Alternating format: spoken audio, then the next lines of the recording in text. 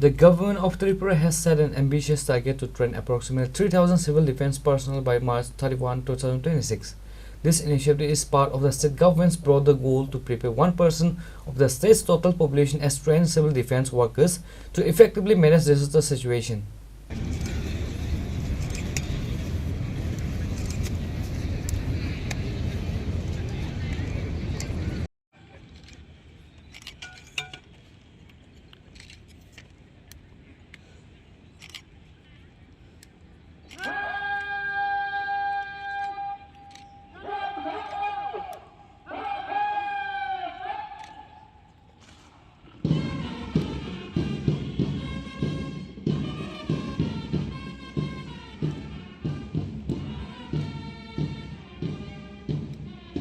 Chief Minister Dr. Manik Saha announced this during the celebration of the 63rd All India Civil Defence and Home Guard Day 2025 Agartala on Saturday.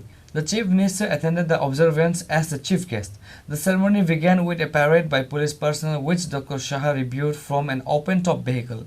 In his address, Dr. Saha congratulated the Civil Defence, Home Guards and Abda Mitra volunteers on the occasion of the 63rd day, noting a marked improvement in the quality of the parade compared to the previous year. Key points from the Chief Minister's address include the state government alongside the Government of India is implementing a project to enhance the skills of civil defence personnel. The target of training 3,000 workers is central to this effort.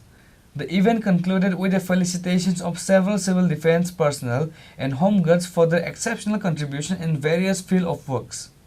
এবং পরবর্তীতে 2020 সালে রাজস্ব দপ্তরের কাছে স্থানান্তরিত করি। রাজস্ব দপ্তরের অধীনে আসার পর ত্রিপুরায় সিভিল ডিফেন্স কার্যক্রম 2021 সালের জুলাই মাসে রাজ্যের সমস্ত জেলায় সেটা সম্প্রসারিত হয়। বর্তমানে আমাদের 8টি জেলায় সিভিল ডিফেন্স রয়েছে।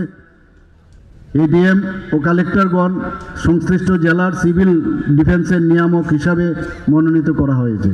ত্রাণ, পুনর্বাসন ও দুর্যোগ ব্যবস্থাপনা দপ্তরের ডিরেক্টরকে রাজ্যে সিভিল ডিফেন্সের ডিরেক্টর হিসাবে মনোনীত করা হয়েছে।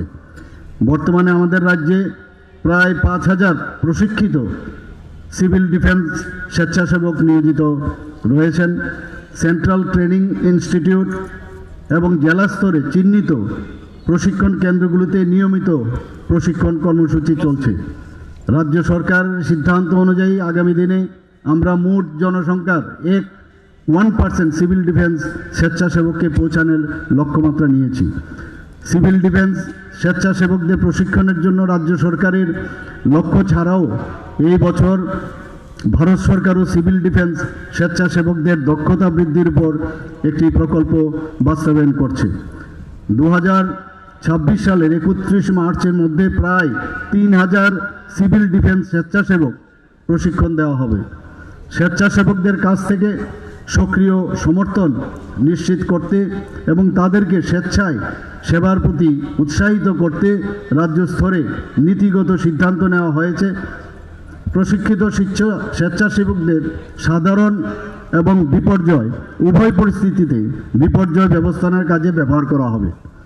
সিভিল ডিফেন্স স্বেচ্ছাসেবকদের মতো এখন আমাদের সমস্ত জেলায় আপদা মিত্র স্বেচ্ছাসেবকগণ রয়েছেন। আপদা মিত্র স্বেচ্ছাসেবকরাও সিভিল ডিফেন্স স্বেচ্ছাসেবকদের মতো দুর্যোগ ব্যবস্থাপনার জন্য একটি নিবন্ধিত গোষ্ঠীবদ্ধ প্রশিক্ষিত কর্মী বাহিনী।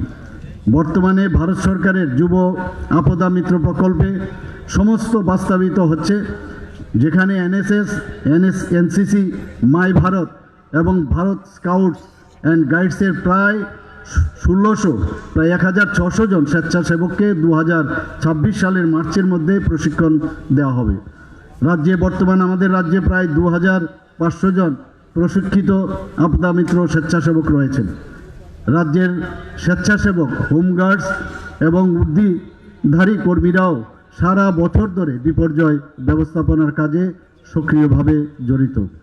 সিভিল ডিফেন্স এবং আপদা মিত্র স্বেচ্ছাসেবকগণ এখন নিয়মিতভাবে কন্ট্রোল রুমের দায়িত্ব, দুর্যোগের সময় উদ্ধার ও ত্রাণ কার্য, সাধারণ জনগণের মধ্যে সচেতনতা বৃদ্ধি ও দক্ষতা গড়ে তোলা এবং প্রশাসনের অন্যান্য প্রাসঙ্গিক কার্যক্রমের সঙ্গে আন্তরিকতার সাথে নিয়োজিত রয়েছেন। The ceremony was also attended by key state officials including Chief Secretary J.K. Sinha and Director General of State Police Anurag Dhankar. Reported by Pranav from Agartala, Chini Khoran.